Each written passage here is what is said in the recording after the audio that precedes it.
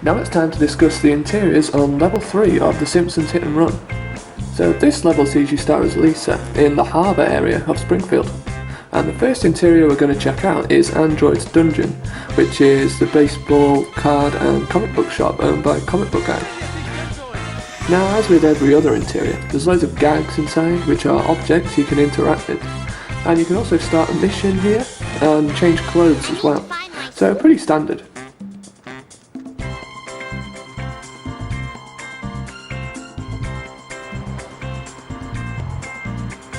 But now we're going to go out of the confines of the actual level and explore this interior even further.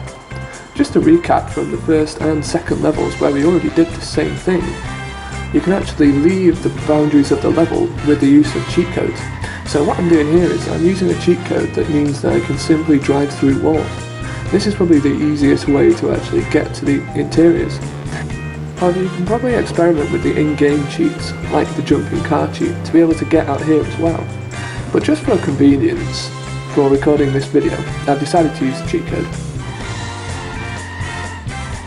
So as you can see, the interior of the building doesn't actually sit where the actual building does on the level.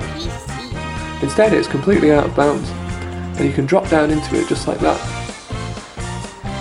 So most things in here are the same, however the gags have disappeared. Or rather, they don't load in when you enter the interior in this way. But that's not the only thing that you can do. If you enter the interior in this way, you can also jump, which you couldn't do before, which means that you can actually get outside the confines of the area that they want you to explore. For example, you can jump outside here and land on the street.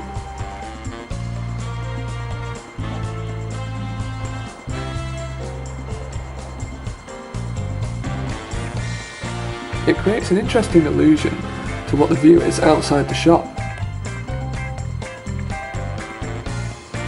All that exists is just a little section of the street and basically a kind of photograph of what the level looks like outside.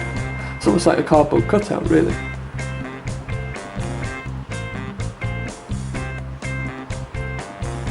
Now there is one other small area you can explore in this interior that you wouldn't be able to get to usually, and that is behind the counter where Comic Book Guy is.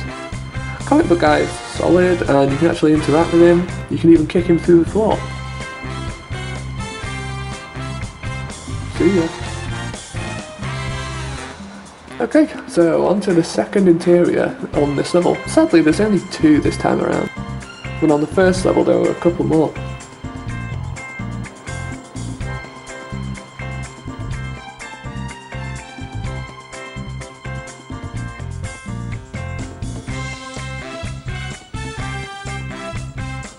So Springfield Observatory is actually quite a big interior to explore. There's loads of games that you can do in here, and generally it's just quite interesting. So you can make Mr. Teeny teleport, you can change the clothes of course, and you can watch Groundskeeper Willie outside. I think these clips differ. Sometimes when you enter in here, for example, you might get Ralph Wiggum, or you might get something else entirely like Groundskeeper Willie there. So of course you can change costume to any costume that you've unlocked already.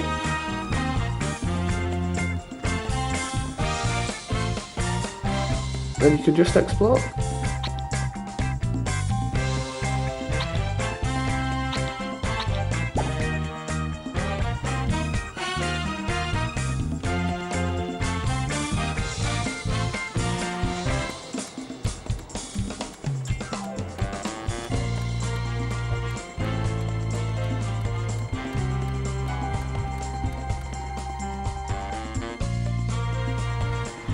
But now, once again, it's time to explore the whole of this interior. This one is actually one of the more difficult interiors to get to, because I feel like whenever I leave the level at this point, the car becomes really unstable, and it can fall through the floor extremely easily. So I found that it was the best technique to just get out and walk. Obviously this takes a lot longer, so I've had to cut the video down quite a bit, but it's a much more reliable method.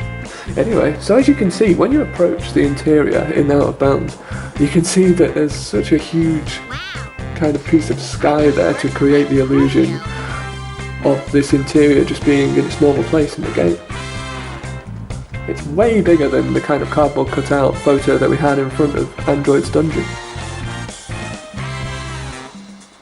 What's even more weird is that, like, because of this, you've actually got two suns on the level at this point. Obviously, like, we were never meant to see this in this state, but it's quite a funny little illusion. There's that section of kind of trees and cliff down there below where we saw Groundskeeper Willie before, but sadly I don't think this is accessible. At least I won't drop down onto it, which suggests that it's not solid, just like you can drop down into the actual interior itself. Okay, so we're in here now, and as with before, all the gags have now disappeared. Well, as I say, not loaded. I'm not quite sure why this is, but it's quite an odd little thing.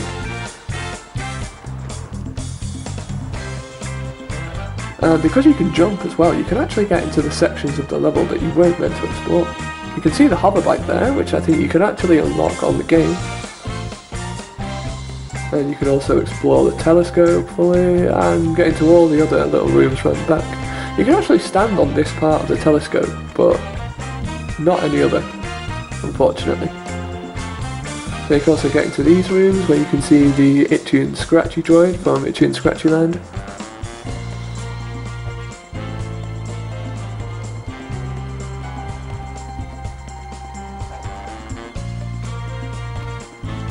And you can generally just explore the whole interior much more thoroughly than you usually would.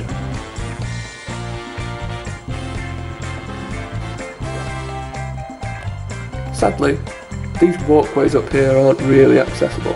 Lisa almost seems to catch something solid, but unfortunately she doesn't actually stand on it. And also this outside area doesn't seem to be solid either, which is a shame. Anyway, thanks for watching.